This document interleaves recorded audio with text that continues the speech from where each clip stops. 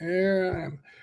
Hi, everyone. Welcome to the live post-game recap of the Miami Dolphins 29-17 victory against the San Francisco 49ers at Hard Rock Stadium, which helped them stay mathematically alive for a playoff berth in the AFC.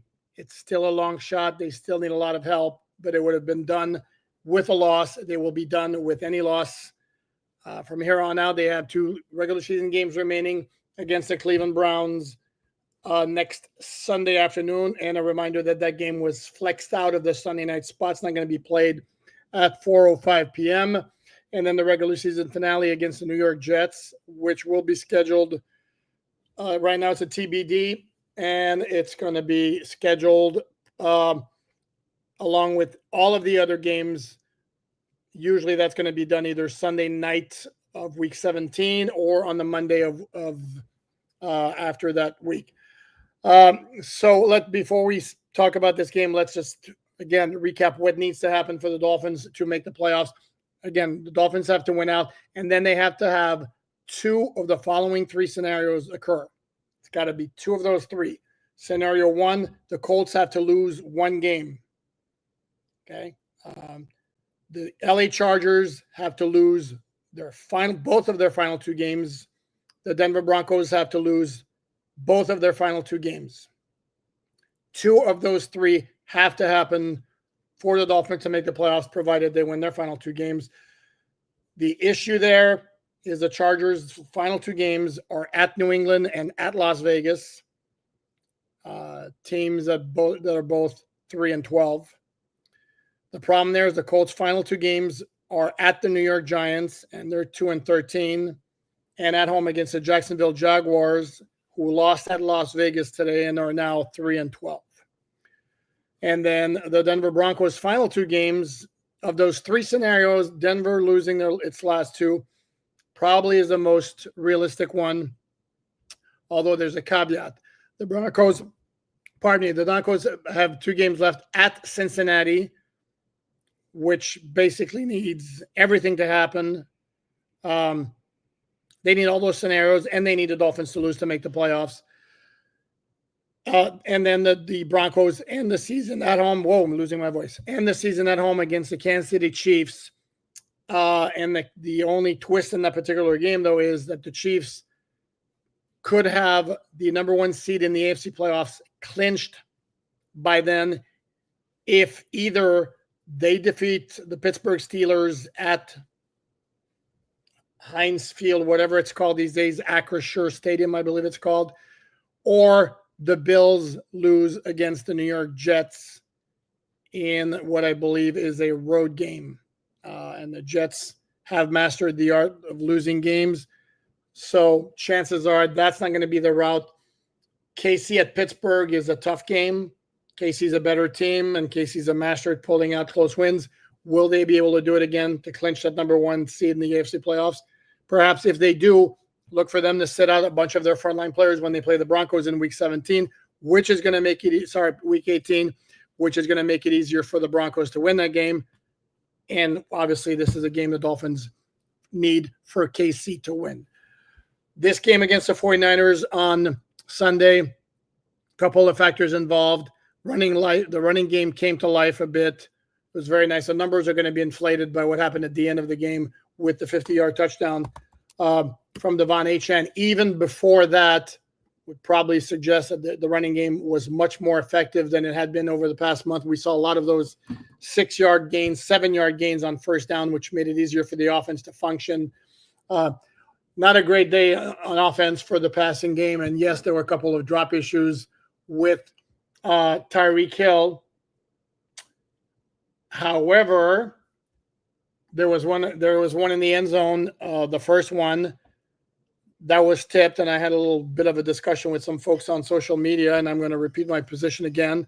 And please don't. You can go at me in the comments how much as you want, trying to tell me it was a drop.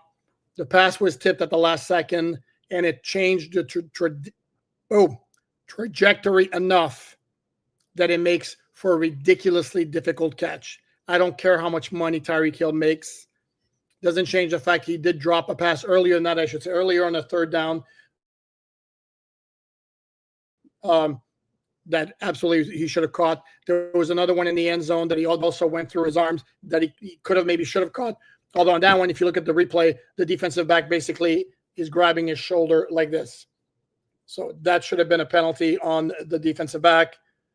Then again, kind of hard to complain about the Dolphins getting screwed by the officiating because they got a couple of doozy of calls, especially down the stretch. There was a roughing penalty on number 2 at the end for like a minor shove to Aaron Brewer in the back after they were walking back from near the sideline back into the huddle, which screamed of an official who really wanted to make himself known. Anyway, all that to say that the play against Tyreek Hill in the end zone, the one that went through his body, yeah, that one should have been caught, should have been a DPI as well. The other one, that was tipped. Okay, and this idea of like these guys are professional, they should catch it. If you've ever played football at any level, caught a baseball at any level, try to remember the last time if somebody, even without touching the ball, first of all, blurs your vision as you're looking at the ball, obstructs your vision at the last second briefly, or changes the path of the ball. Now, I'm not saying that it's impossible that some receivers that were on the NFL would have made the catch, possibly, but that have been a big-time catch, and it's just flat out not a drop, okay? Just flat out not a drop. If you look at the running game, if I'm looking real quickly here, Dolphins rushed for 166 yards, 50 of those on the last touchdown by Devon Achane.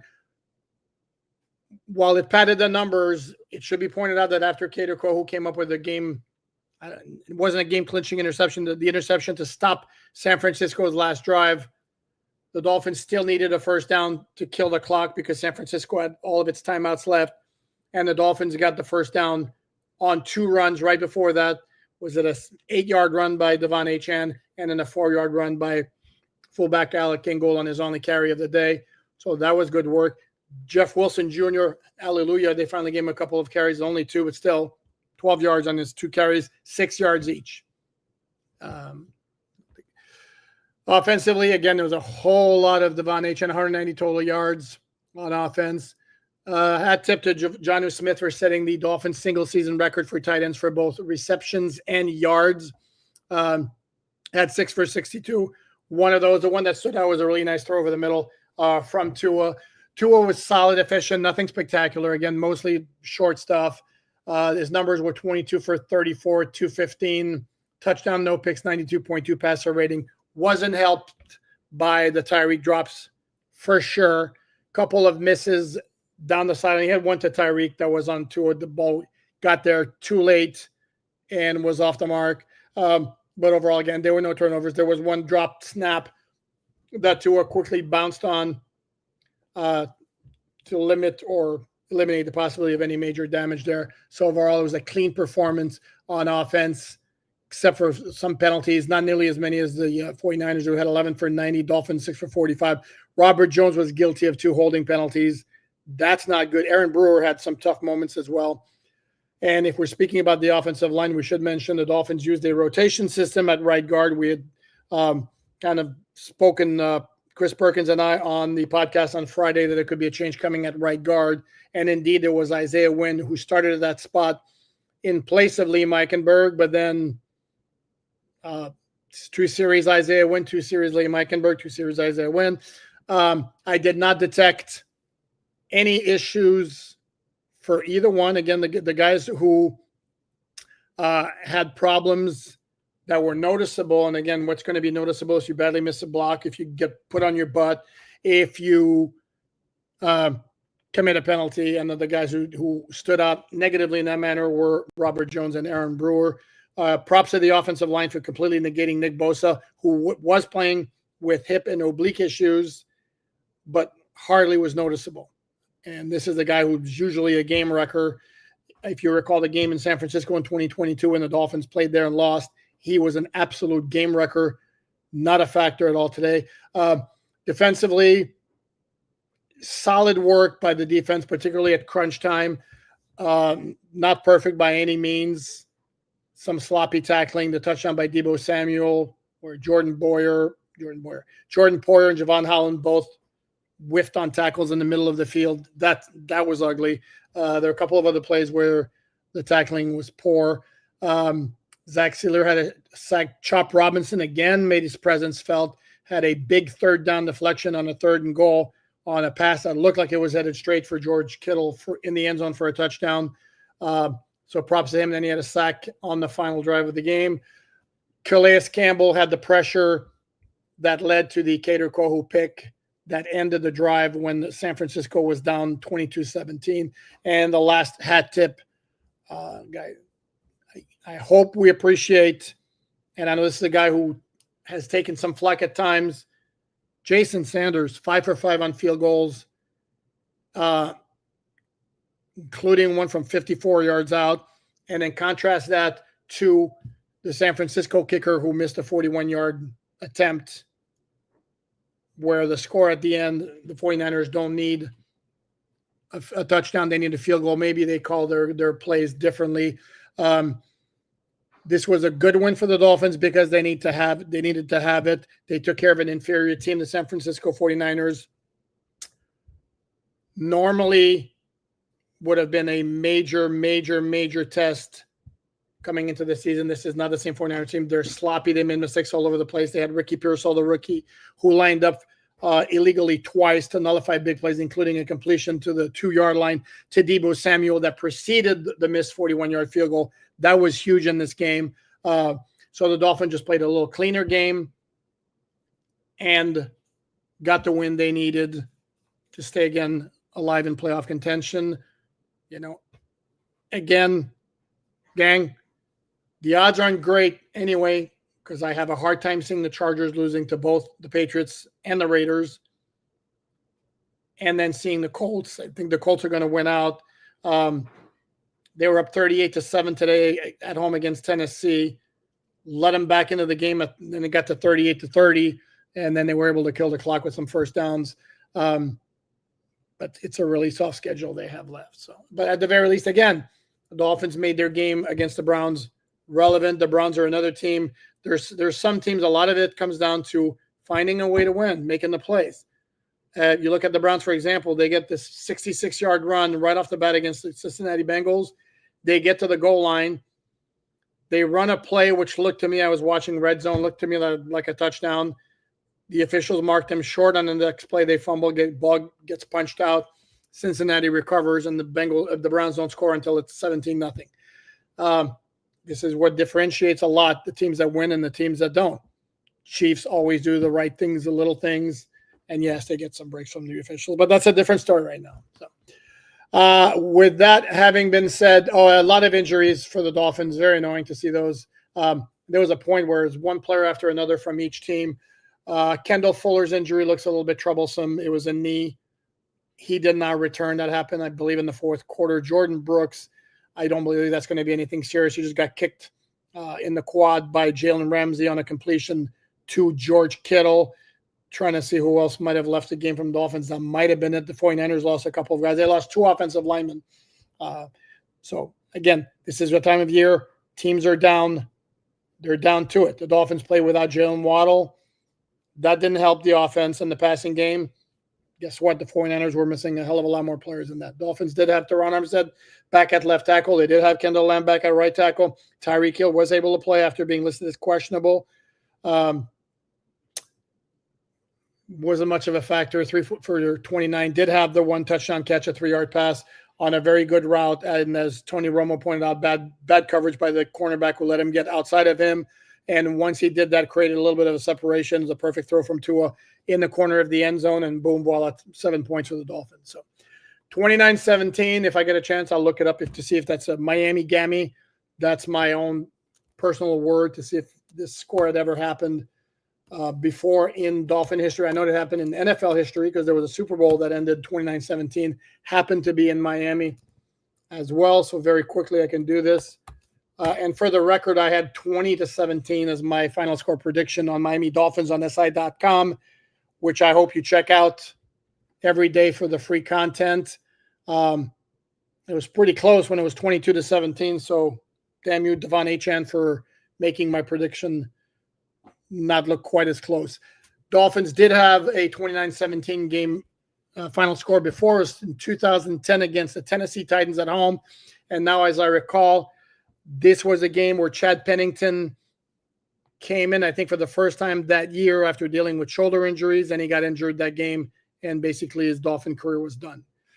Could be wrong, but that's what the top of my head tells me. With that, let me thank everyone for joining in, tuning in.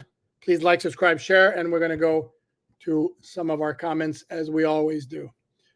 Noel, hey Noel, thank you very much for the contribution. Can we part ways with Duke Riley or at least keep him on special teams? We can do better. You know what? First of all, thank you for the contribution, Noel. The interesting part about Duke Riley is, unless I'm missing somebody, pardon me, Dolphins. Oh, no, Dolphins could have used Tyrel Dotson, actually, when Jordan Brooks had to leave the game. Channing Tindall was not an option because Channing Tindall was inactive. And this goes along with what we've been telling you all along, that Channing Tindall's contributions are very, very limited. No, Duke Riley's a backup for a reason. He's a special teams core guy. I believe his contract's up after this season. He's a guy the Dolphins have brought back, though.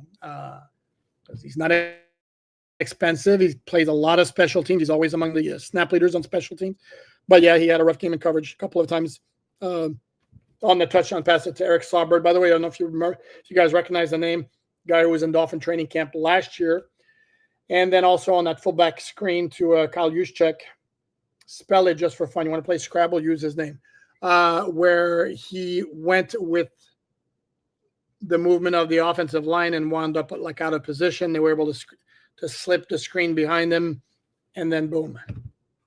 So, Chris Dravez. Chris, thank you very much for the contribution. Had to switch over to you from the Big O show. He basically, Tua had to be Superman for this win. Not sure what he was watching. Keep up the good, honest work. Javon Holland seems off also. Yeah, Javon Holland does seem off. He's never been a physical player. He's playing for a new contract. I think because of his skill set as a center fielder, I think he's going to get a pretty good deal. But I don't see, and I certainly hope the Dolphins don't overpay him. And I would not expect them to do so after the position they took and the stance they took with Christian Wilkins and Robert Hunt. As far as the other issue, Tua was fine. Tua was efficient.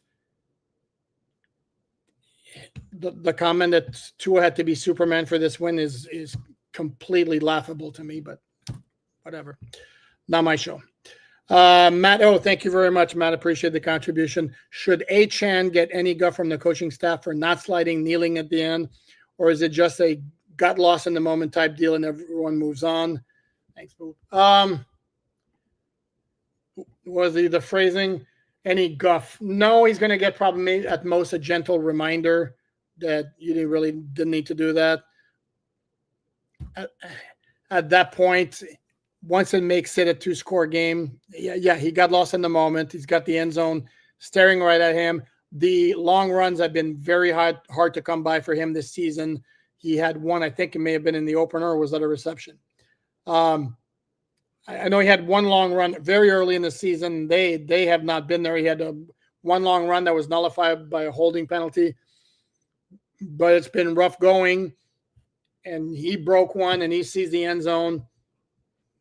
We could forgive him for getting overly excited, but it won't be any guff. It'll be like, Devon, just as an FYI, know the circumstances. Emerson Barrias, thank you very much, Emerson. Much appreciated. Let's see what we got. Oh, boy, here we go. Guys, I'm not necessarily real sure. Again, the other post-game shows are the other post-game shows. Matt, never a doubt. Well, it makes one of us. And tell me you weren't having flashbacks to the Arizona game when the Dolphins had to punt when they were up 22-17. Because I kind of did. Noel Jason Sanders earned a pedicure. Yeah, that dude's been good. There are other AFC kickers who have been like Chris Boswell from the Steelers has been completely outrageous. I think he might be a problem in terms of Jason Sanders making the Pro Bowl, but that dude's been good. I mean, he has been really, really good. Sean and the Bills won. Yeah, and that's very, very good news for the Dolphins. Again, I get the frustration of the fans, and I know there are some out there who would be like, don't want to see them in the playoffs because they're going to get killed anyway. No, that's not. Sorry, give me a fighting chance, and you never know what's going to happen. Because last I checked, it was 34-31 at Buffalo with Skylar Thompson at quarterback. So you get in the playoffs, you have a chance. Logically, no, they're not going to go anywhere. But that's why they play the game. And the Bills winning is good for the Dolphins because had they lost, then the Chiefs would have clinched the number 1 seed, which means, again, based on history from the Chiefs in 2020 or 2021, I don't remember, and from the Baltimore Ravens last year, when they clinched, they got to the last game of the regular season, they sat their key guys. And if they sit their key guys in a game at Denver, I think Denver wins. I'm sorry, I don't think the Chiefs going to whatever it's called now, Mile Stadium with Carson Wentz and win.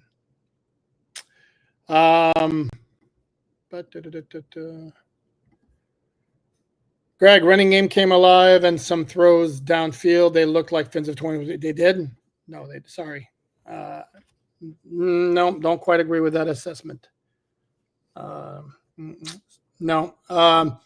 They scored 22 points. Number one, they were like 4 for 12. I'm going to look at the game book here if it's finally out. Is it ready yet? There we go. They were 4 for 12 on third down, which is not very good. The running game was good. It wasn't great. And when they needed to kill the clock before the Cater Co interception, they needed to give the 49ers the ball back, which is, again, not necessarily ideal. In fact, the Dolphins gave the ball back up 19-17. They had to settle for a field goal to make it 22-17 and to give the 49ers another shot to win the game. So it was a nice win. There were some plays made. There were a couple of throws downfield. I don't know. There were a ton of them. The long completion was 24 yards. And then there was 22 yards to Jonnu Smith, which were a little bit downfield. Outside of that, it was pretty much everything was short. No, damn, San Fran has fallen off a cliff. Yeah, well, if you listen to the All Dolphins podcast with the Behind Enemy Line edition on Saturday with Grant Cohn, he would have told you everything that's gone wrong. It's a team. First of all, number one, they established bad mojo right from the start with the contract situations that lingered throughout training camp with both Brandon Ayuk and Trent Williams. Then it was injuries up the wazoo, inability to score in the red zone, losing Christian McCaffrey, which was a killer for them, injuries all over the place. And no, it's not the same team at all. Yep. Might have broken a record with passes thrown for 5 yards or less this year. Yeah, this has been – Dolphins have been the definition of a dink and dunk offense so far this season. Amazing. We put in Wynn, and all of a sudden we can run the ball. Sean, I hate to break it to you, but they alternated Wynn and Eichenberg.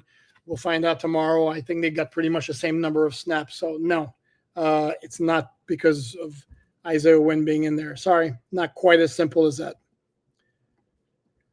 Sad these meaningless wins may keep Greer's job.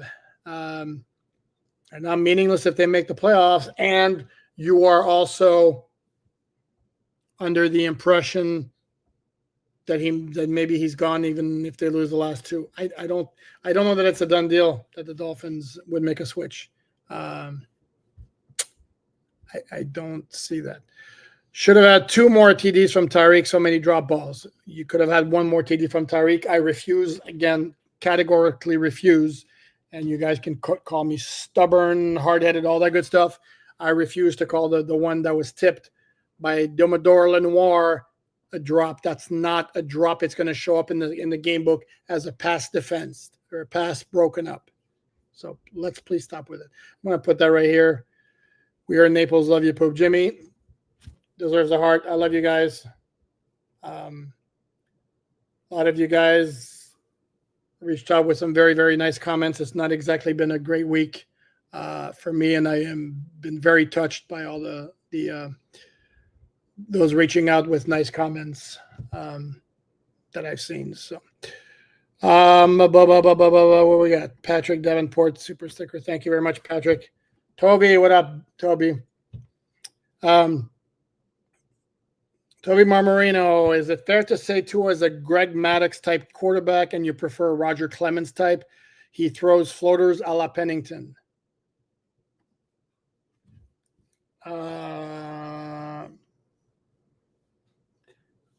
Well, it's kind of apples and oranges because Greg Maddux, well, first of all, Greg Maddux killed it in any circumstance. The rough weather or wind in his face would not affect Greg Maddox's pitching. So I get the analogy. No, he does. Tua throws, and then as some of the receivers mentioned as well, he throws an insanely catchable ball because it's about touch. It doesn't have nearly the velocity that a lot of other quarterbacks have, and some of whom don't know how to take some heat off the ball. He's very accurate. But he's got limitations. So I don't know exactly how to answer your question. Again, it's not the same thing. Which pitcher would I prefer? Well, Greg Maddux is an all-timer. If I have to win Game 7 of the World Series, do you take Greg Maddux? You take Randy Johnson, who can blow away hitters and pitch a no-hitter anytime he's on the mound. I don't know. Matto, thank you very much. Staying positive for the holiday season. I have been mostly impressed by Anthony Weaver. Pretty respectable defense on what I am guessing was an offense-first roster. Thanks for the streams. Thank you very much, Matt. And I'm going to look up something very quickly here in terms of where the Dolphins tend to spend their money. Let me look at this real quick, if I may. And we shall see that the Dolphins allocate, this is cap space 100, and this is per overthecap.com, 105 million on their offense, and it's 80 million on their defense. Which doesn't make sense because it wouldn't add up to the right number. Would seem to need to be higher than that. Okay, never mind. But most of the highest paid players on the Dolphin roster, Tyreek, Tua, Waddle, although some of those contracts haven't kicked in yet, like Tua, for example, his cap number for this year is only $9 million before it jumps up to $39 million next year. Tyreek Hill's the one with the highest cap number on the team. And then the Dolphins have a couple of very high cap numbers on defense. Well, Jalen Ramsey on defense. Teron Armstead's got a good size cap number. But I think the investment has been made more on offense, but I agree with you. Anthony Weaver has done, for the most part, a very, very solid job. Birthday salami. Thank you very much, sir. Much appreciated. Like Perk said on Friday's pod, I think they run it back with GM head coach next year with the idea that they will be healthier and have a chance to hopefully correct the trench issues. It's a Band-Aid on the situation, but it's the most realistic situation. Yeah, and if you recall, my statement on this is the Dolphins dove in to their current setup with the investments they made with the new contracts to Mike McDaniel, Tua, Tyree, Jalen Waddle, Jalen Ramsey as well, but mostly the other guys. And they're not going to walk away from their foundation, their core, because of a season that went sideways, partly because Tua landed on IR and the Dolphins didn't prepare better for that, for what should have been a very distinct possibility. So, no, I'm with Perk. Even not addressing the situation of should they or should they not, I do believe they're going to run it back. Yes, I do believe that.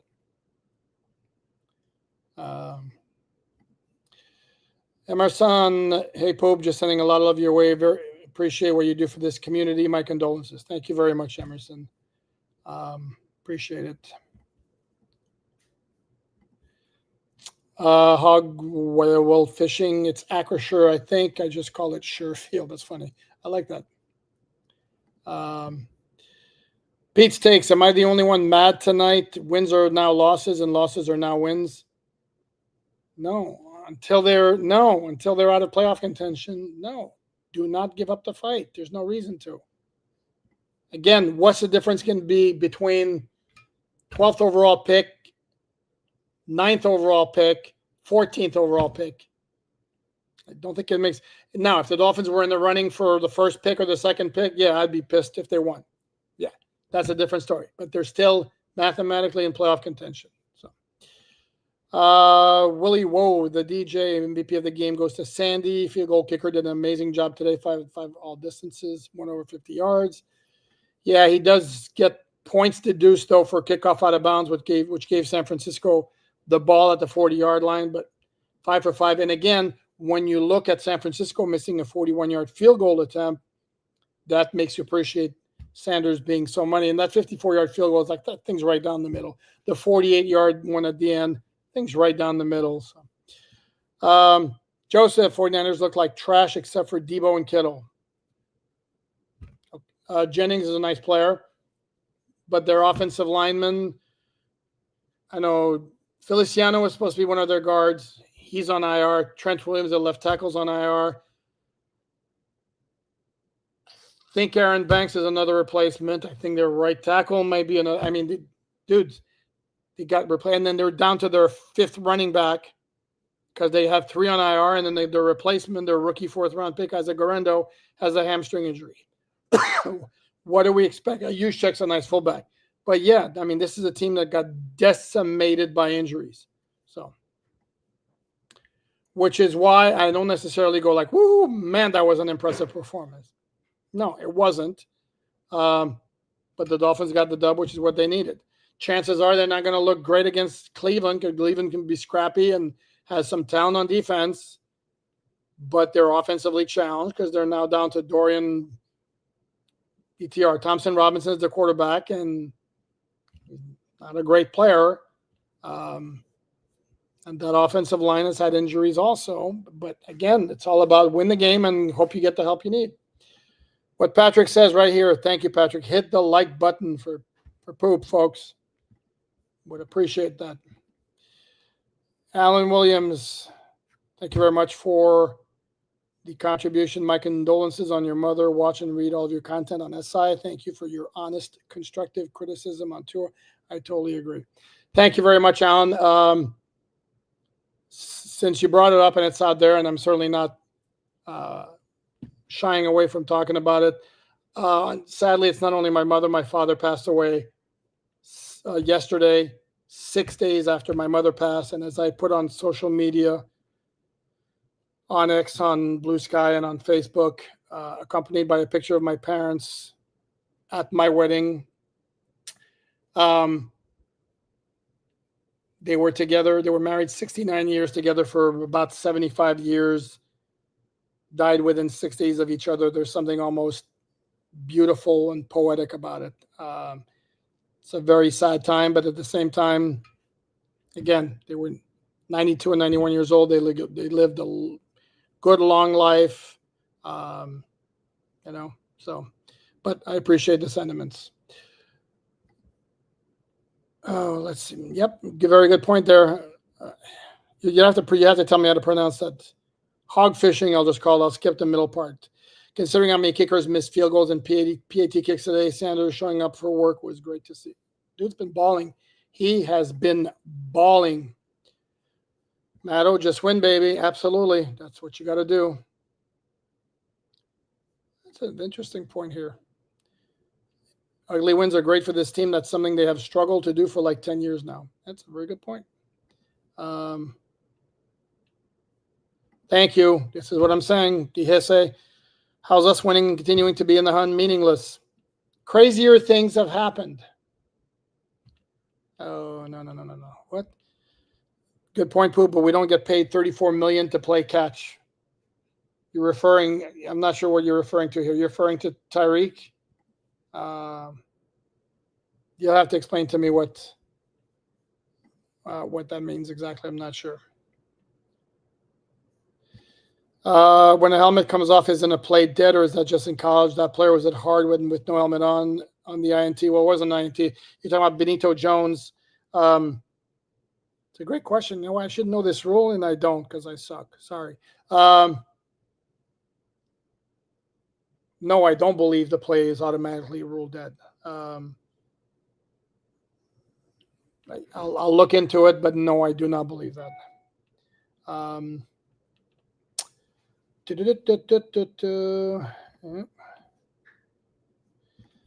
Isaiah Wynn should have been on the field weeks ago.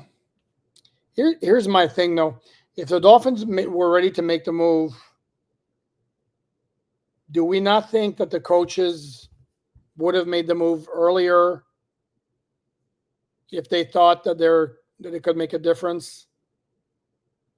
Do we think that the Dolphins were just keeping Liam Eichenberg in the starting lineup? Why? As they're fighting to stay in the playoff hunt. I don't see that. And it may have been that Isaiah wasn't quite ready.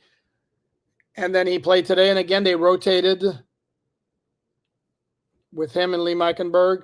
Didn't notice either one of them with a great block. Didn't notice either one of them with a bad whiff. Didn't notice either one of them on the ground. So did it make a huge difference when Wynn was in there as opposed to Eichenberg? I don't know. Yes. When I look at the game film, I'm going to study more what drives had Wynn in there and what the result was as opposed to Eichenberg. But again, you're talking about a right guard here.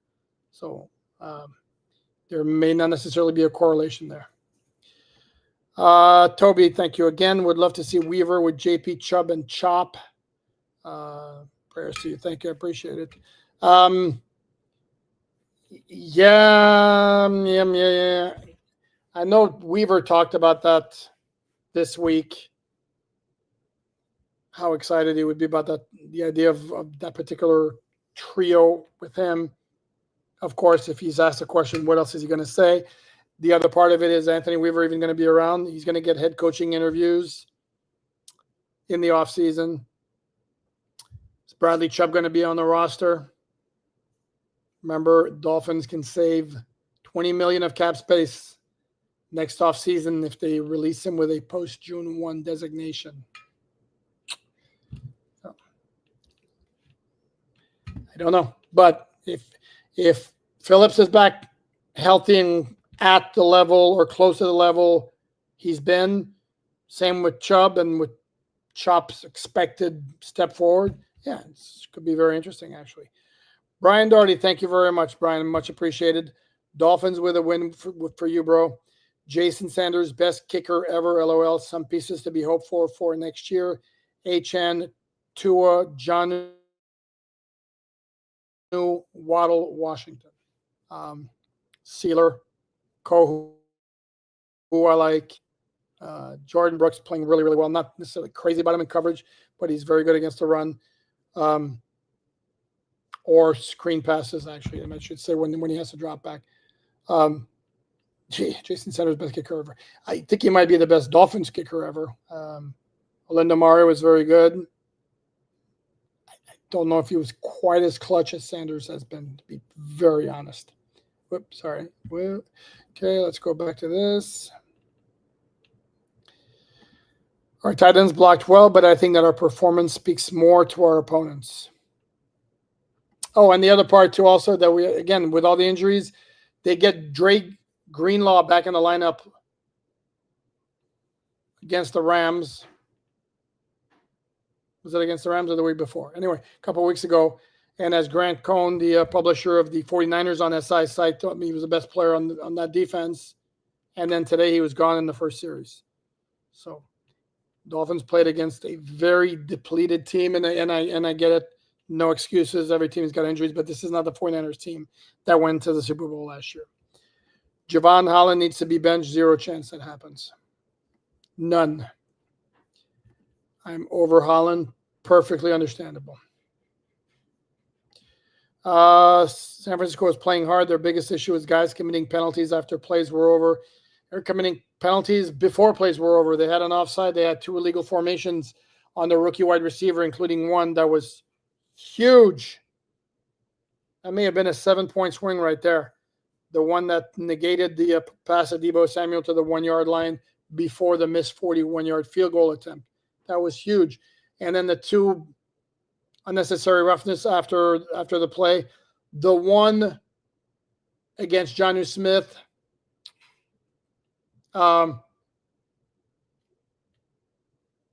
If Jonnu Smith doesn't react like he got hurt by the hit, not 100% sure the flag gets thrown. The second one was a complete joke. I mean, this was a dude who wanted to get himself thrown or get himself known. I'm talking about the official, or he wanted to practice his flipping the flag in the air because that was ridiculous. But the point, regardless of those penalties, the 49ers were sloppy all over the place. They had a lot of penalties. We shouldn't get pumped about beating opponents that barely show up. No, but it's better than the alternative. Birthday salami again. Thank you, my friend. Hope the draft will have good depth at safety. Both the starting safeties are gone after this year. And most importantly, prayers for you and your family. Thank you very much. I appreciate that. Yeah, I've seen some mocks that have the Dolphins taking a safety in the first round. Don't know about that. I would think they would love if Patrick McMorris can show very quick, rapid improvement and work his way into the starting lineup. I can't imagine Jordan Poyer being back. Marcus May's already been cut. Javon Holland's going to be a free agent. I would say it's clearly on the low side of 50-50. He'll be back in 2025. So, yes, I do think they will need safety help. Fernando, thank you very much, Fernando, for the contribution and the kind words. Deepest condolences to you and your family. Very much appreciated. The stage is set for the Jets to play spoiler. The Jets are one of those teams that remember I talked about earlier. Teams just find a way to lose, find a way to win. The Jets are one of those. They just have mastered the art of finding a way to lose. They found a way to win last week. Yeah, they were playing the Jaguars. Their game again today against the Rams, again, based on what I saw watching the Red Zone channel, they easily could have won that game. But the key situations, the key moments, they always come up short, make a mistake, bad decision, and all that. Against the Dolphins, let's be honest, if they manage the clock poorly as opposed to insanely, absurdly, ridiculously badly, Dolphins lose that game. But this is where we are. Joseph, Dorian Thompson-Robinson is about on par with Skylar Thompson. I disagree with you, my friend. DTR has the scrambling element that Skylar Thompson does not have. As a passer, they're about on par. But DTR can do some damage with his scrambling ability. But yeah, I think he's a better overall player than Skylar Thompson.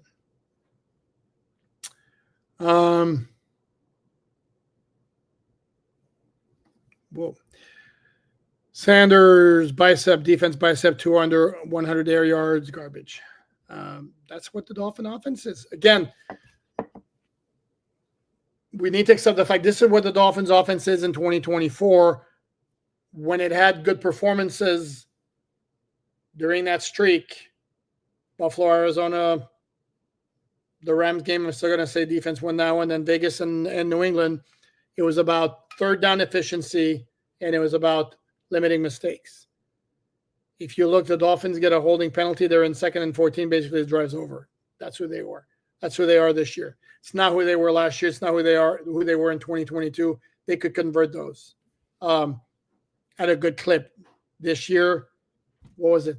3rd and 14 from the San Francisco 44. We throw a little check down to Devon Achane to get 8 yards and make it a 54-yard field goal. Works out that you got the 3 points and you didn't. That's kind of playing when you play to set up a field goal attempt at that stage of the game, which is not end of half or end of game, doesn't necessarily indicate a high level of confidence in your ability to be explosive offensively.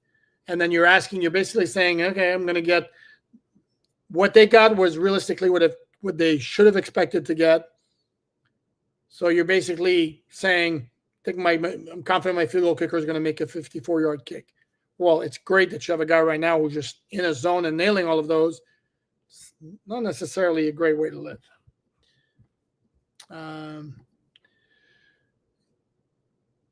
I am him. Okay. Inferior team was favored over Miami. Of course, San Francisco is inferior after they lose to us, but they were not inferior by everyone before the game.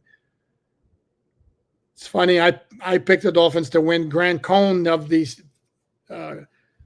San Francisco 49ers on SI, who follows this team, obviously intensely picked the Dolphins to win because I don't know why know why the 49ers were favored. I really don't. Again, look at that team. Look at their injury, the guys that were missing. Jose Resto, Ricky, Bears versus Colts. Yep, that was a Super Bowl. I actually covered that game for NFL.com. I was on Chicago Bears duty the whole week, and it rained at that game. That was a Prince halftime show. We were, because of the overflow, the large amount of media members covering the game, I was actually in the stands in the first half, and it was raining the whole time. And I think, as I remember correctly, in the second half, we went down to a covered area. Tua had 250 yards with some huge. Okay. Some huge what?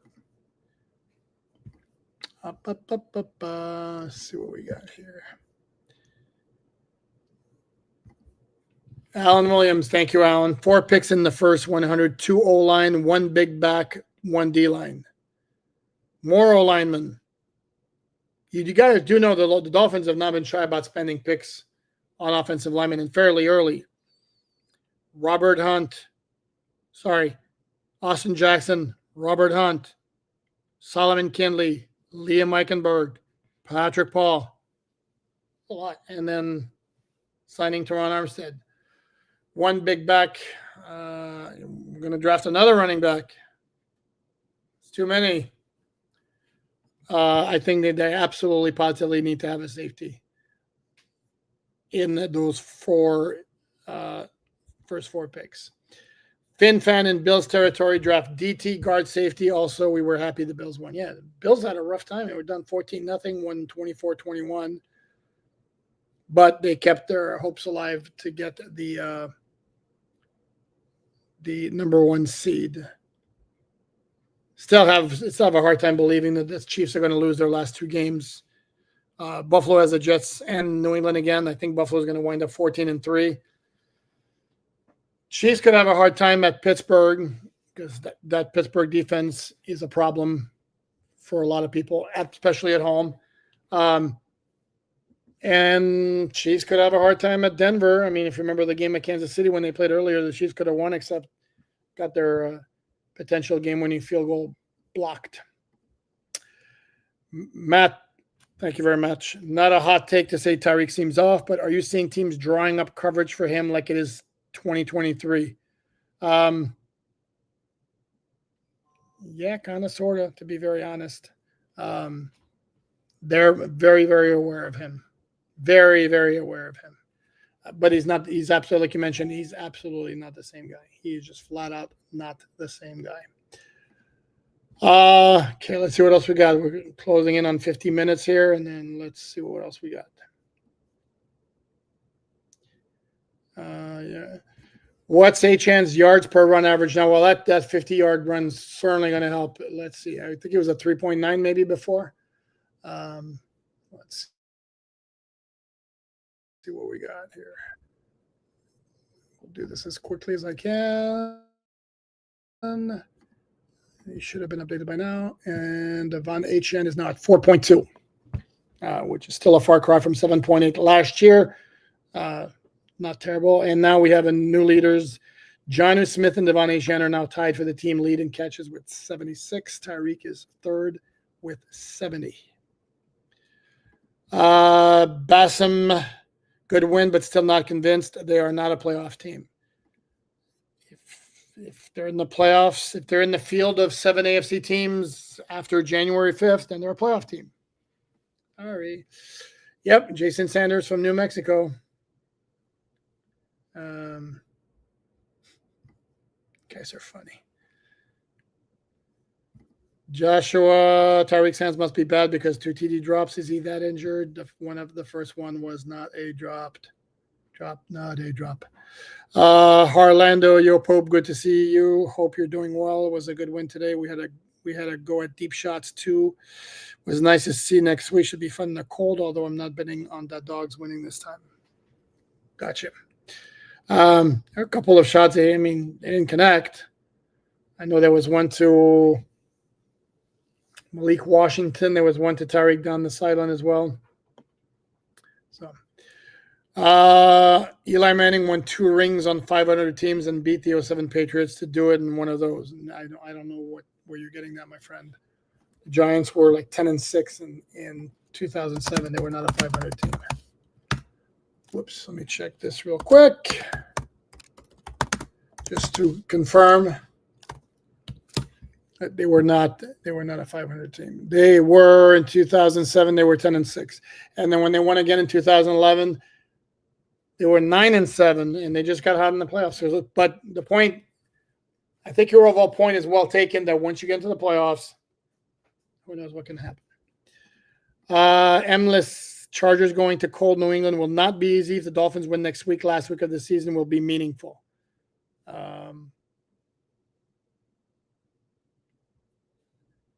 Yeah, the only way the Dolphins can get, well, obviously if they lose, the only way the Dolphins can get eliminated from playoff contention next week is if they lose or both Denver and the Chargers win.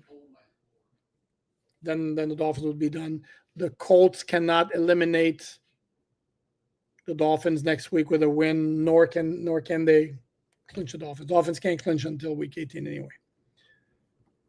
Let's see what they're here. It was nice to see some of the outside runs working. Yep, they were creating a lot of space on some of those tosses.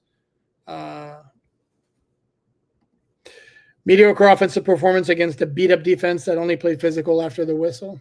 What was the final total yardage for the Dolphins? Did they get to 400? They got to 381 yards. No, and again, the 50-yarder at the end pads the numbers a little bit. What did you think of Hill's game today? Worth his roster spot? We talking Tyreek or we talking Julian? Julian Hill is on the team for his blocking ability. I know you're not talking about Tyreek Hill. Obviously, Tyreek Hill's.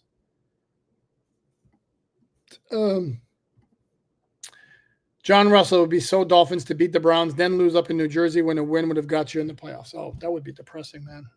Man, that would be depressing.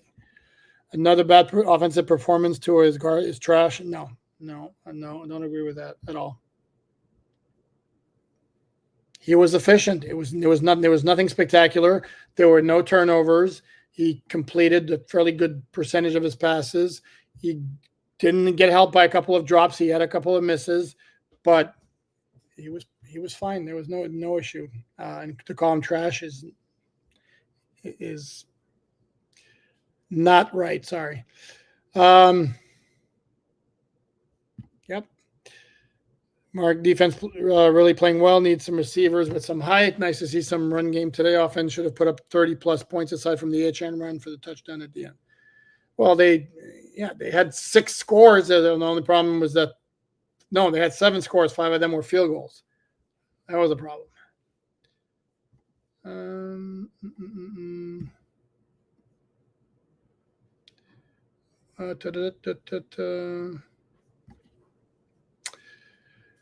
What I said earlier, McDaniel should lose his job for not putting Wynn out there earlier. Inexcusable. Again, you guys don't see the practices. You don't know what's going on over there. Sorry. Really. Our line is truly putrid. Tua is Houdini covering up the holes. That's as bad a take as gentlemen calling Tua trash. And can we get somewhere in the middle? Tua's not Houdini, please. Tua's not trash, please. Oh, there we go. Am I a Dolphin 305? Sick of Tyreek dropping passes? Yeah, no, but he's never had great hands. Let's be honest with you. He says not a guy who makes spectacular catches, and he's going to have the occasional drop. That's not his calling card. So, Mike Best, Mike, thank you very much. I appreciate the contribution and the kind words. Sorry about your parents sending love. Very much appreciated. Again, this is for everybody who's reached out and sent their wishes, condolences, and all that good stuff. Let me see if we got a couple more, and then we're going to wrap it up. We're getting close to an hour here, and I got to rush to watch that Tampa Bay Dallas game. I'm kidding. I'm going to write a couple of other stories for the website and then call it a night, because the Tampa Bay Dallas game to me is snooze city. But hey, it's the Cowboys. We always have to have the Cowboys, right? Oh, love that. Thank you very much, Alan the Goat. Appreciate that. Tours no Greg Maddux. I mean, Greg Maddux is an all-timer. And let me end this on a personal story. It has nothing to do with the Dolphins, but it was one summer when I was going back. I had moved to Miami. One summer I went back to Canada, and I got tickets to go see the Expos play at Olympic Stadium against the Chicago Cubs. And the Expos had a pitcher by the name of Bob Sebra, who was just an average pitcher, who pitched the game of his life that night. Had like 13 Ks, throwing pills, nasty curveball. And for the Cubs, there was this pitcher who was there who looked like he was throwing beach balls, no speed, but working around the corners. Anyway, long story short, the Expos lost 1-0. Cubs had 3 hits the whole game. The Expos had 5 hits. They lost 1-0, and the Cubs pitcher was Greg Maddux. And it was like an absolute clinic. And as somebody who used to love baseball and the intricacies of the game, it was an absolute master clinic in pitching. So, Logan, what's the average amount of screens we run a game? I'm not the one to complain because it works, but it seems like it's every few plays. Oh, they run an awful lot of screens. Or check downs, you know.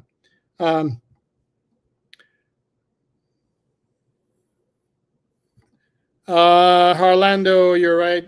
Also, Poupart is definitely not the same this year as last year. He catches both those catches to score. I don't agree. No, there were a couple of drops last year as well. If you remember the game at against Kansas City in Germany, Tyreek had the yips a little bit. He's just Tua at his best is the middle of the pack of all NFL starting QBs. I'm not getting into that one. Hill, Waddle, Chubb, and Phillips can all exit. Oh, don't hold your breath. It's not happening.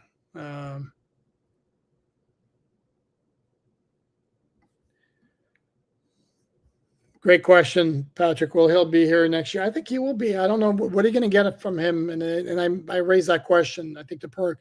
What are you getting for him in a trade? You're not going to get full value. Please have SI change your pick. You look unrecognizable. Not sure what pick you're talking about, but okay. And then I think we are going to wrap it up. Oh no, I'm going to do it like this.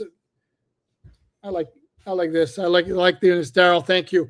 Those early 1990s Dolphin Digest issues were the best, a lifeline for us fans who lived far away in the pre-internet days. I love hearing that. Yeah, I was with Dolphin Digest from 1989 through, I think it might have been 2019, 2020, that neighborhood. So it was a very, very long run, doing other stuff, Dolphin related as well through the years. But stepped away from Dolphin Digest then. But I enjoyed those years, and I'm glad that you guys enjoyed it. On that note, I'm going to wrap it up right now. Thanks, everyone. Please like, subscribe, share, and all good stuff. Big heart for joining me on this live post-game recap. Thanks, everyone. Check your notifications. I may or may not do an episode on Monday. We'll try to work to see about getting a guest so you're not stuck with only me again. On that note, thanks, everyone.